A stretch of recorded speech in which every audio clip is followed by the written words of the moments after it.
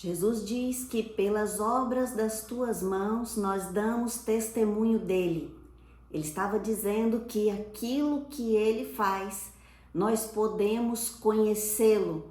Aquilo que ele faz, nós saberemos quem ele é. Então, conhecendo a Deus pelas obras das suas mãos, nós podemos então testemunhar quem Deus é, porque testemunha é assim. Testemunha diz o que viu e o que ouviu. A testemunha falsa não. A testemunha falsa, ela não viu, ela não ouviu, por isso que agora ela mente. Ela diz o que é falso.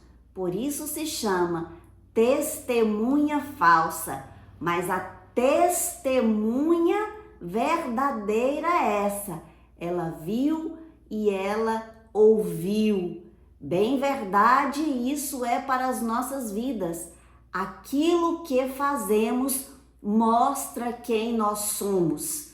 Se a pessoa é mentirosa, é porque ela um dia mentiu. Viram ela mentindo.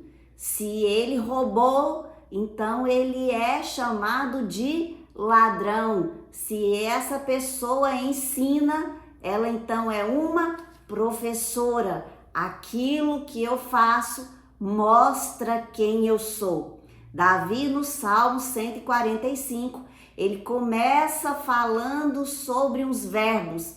Ele diz: exaltarei, bendirei e louvarei o teu nome para sempre. Porque Davi começa o Salmo 145 assim, porque ele tinha intimidade com Deus.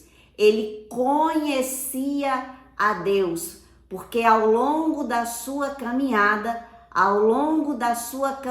de fé, de devoção, de confiança, Deus se mostrou a Davi. Deus mostrou quem ele era por tudo aquilo que ele fez. E no que ele fez e no que ele se mostrou a Davi, ele mostrou que é fiel. O Todo-Poderoso é fiel a um homem. O Rei da Glória é fiel a um homem. O Deus do universo, ele é fiel. Por quê? Porque mesmo eu sendo infiel, ele permanece fiel, porque não pode negar-se a si mesmo.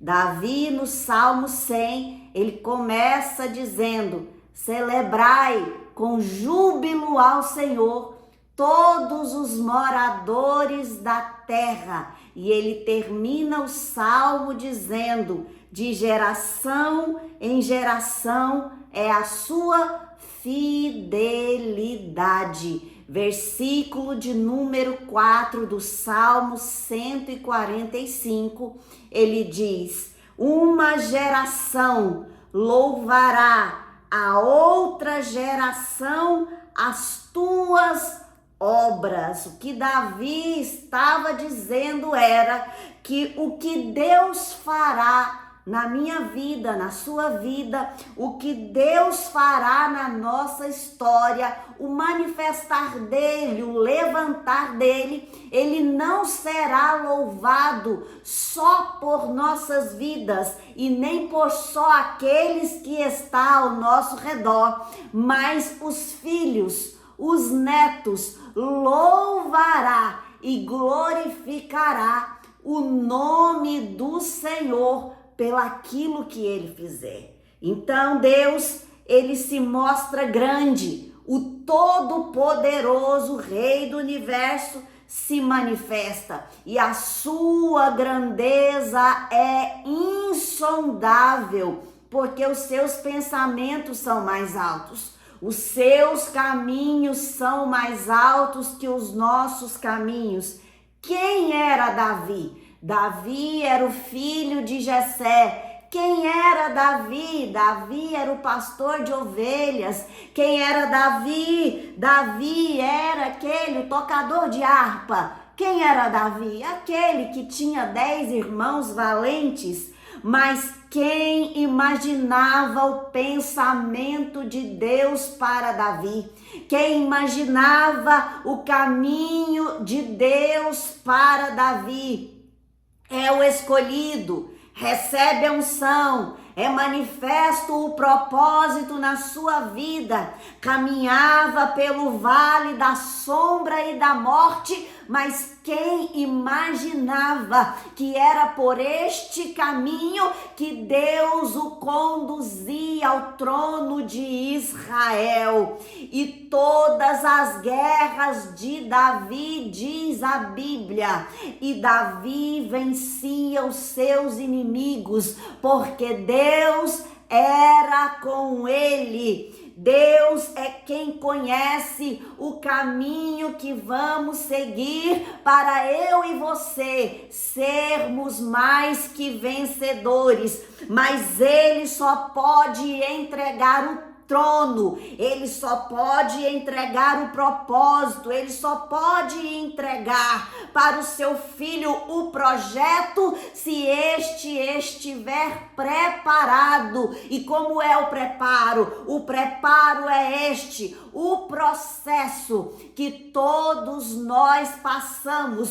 Por isso que nós não podemos nos esquivar do processo, nós não podemos fugir do processo, porque é no processo que nós conhecemos a Deus, este Deus que nos guia, este Deus que está conosco todos os dias. Nós conhecemos a Ele ao longo da nossa caminhada e podemos dizer que Ele é fiel e poderoso em obras.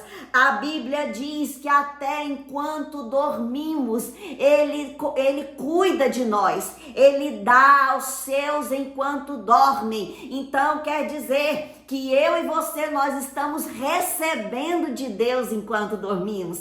Eu e você, nós estamos recebendo algo novo no sono, porque Deus coloca o homem para dormir, para falar com Ele, para dar a Ele visões. Por isso que nós dormimos chorando, mas acordamos com alegria. Nós dormimos preocupados, mas acordamos com esperança. O Deus que coloca o homem para dormir, dá sonho para ele, fala com ele, e agora você acorda com a ideia nova, e agora você acorda com fé, com esperança, com força, com a direção do céu, e agora o Deus poderoso te entregou algo e você está alegre no Senhor. Deus coloca o homem para dormir, porque sabe que ao longo do seu dia, a sua correria, você não se aquieta na sua presença, você não para ouvir a voz de Deus,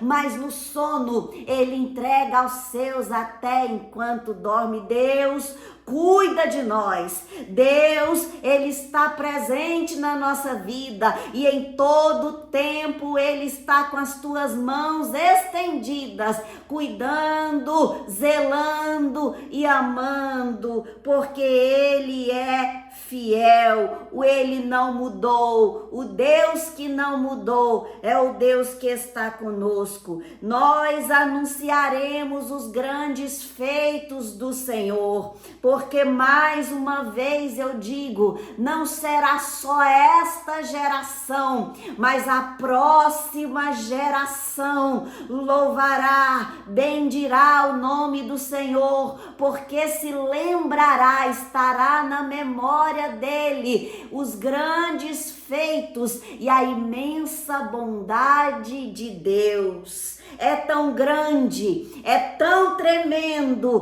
que celebrarão a justiça do Todo-Poderoso com júbilo. E é isso que está preparado para nós uma celebração. Davi, ele louvará os feitos do Senhor, mas ele não só louvará os feitos do Senhor, mas porque ele entendeu que ele é a obra de Deus. Nós somos a obra do Senhor. Salmo 139, versículo 14. Graças te dou, visto que de modo assombrosamente maravilhoso me formaste. As tuas obras são admiráveis e a minha alma o sabe muito bem. Nós, quando deixamos o oleiro trabalhar, nós, quando deixamos ele moldar o vaso, assim como ele projetou, nós glorificamos o seu nome, porque agora entendemos que somos obra na mão do oleiro e que era necessário passar pelo processo, era necessário choro, era necessário a calúnia, era necessário o sofrimento, porque agora o vaso pode dizer: a minha alma o sabe muito bem. Deus trabalha para o nosso crescimento, porque só Ele conhece o propósito e Ele já preparou este propósito para a minha e para a sua vida. Quem era Obed-edom? Quem diria que Obed-edom teria um filho chamado Jessé? Quem diria que Jessé teria um filho chamado Davi? E quem diria que Davi, filho de Jessé, se assentaria no trono de Israel? Ele não era da linhagem real, mas foi escolhido. Ele era o improvável, mas foi escolhido. E quem escolheu não foi o homem. Quem escolheu foi o Rei dos Reis e Senhor dos Senhores. Nós somos escolhidos de Deus, povo separado, nação santa, sacerdócio real, um povo que Deus amou de tal maneira, não pode se medir quanto Deus nos ama. Malaquias capítulo 1, Deus começa a revelar a profeta o quanto ama seu povo, mas agora o povo questiona como o Senhor nos amou. Eles estavam questionando o amor de Deus, então Deus começa a revelar o quanto o amou, e ele mostra o seu feito do grande amor e diz: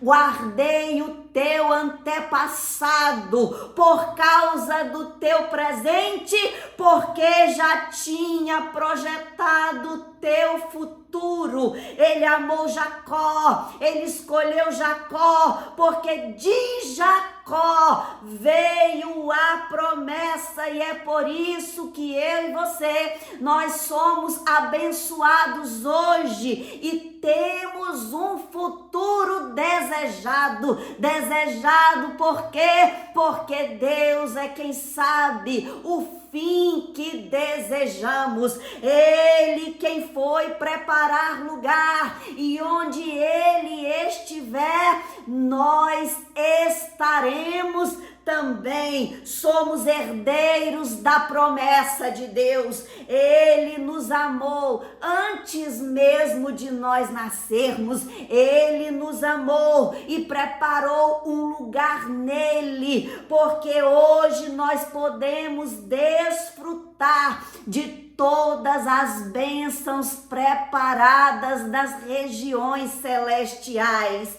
E é por isso que eu e você, nós não somos abençoados, não. Nós não fomos chamados para ser abençoados, mas nós somos um povo abençoador. Por quê? Porque a promessa é essa: de você, Abraão, será bendita todas as famílias da terra. E em outra versão diz: de você, Abraão, de você, de mim, será bendita todas as nações dessa terra. Nós somos chamados para abençoar, porque aquilo que nós já recebemos dele, todas as bênçãos preparadas e separadas para mim, para você,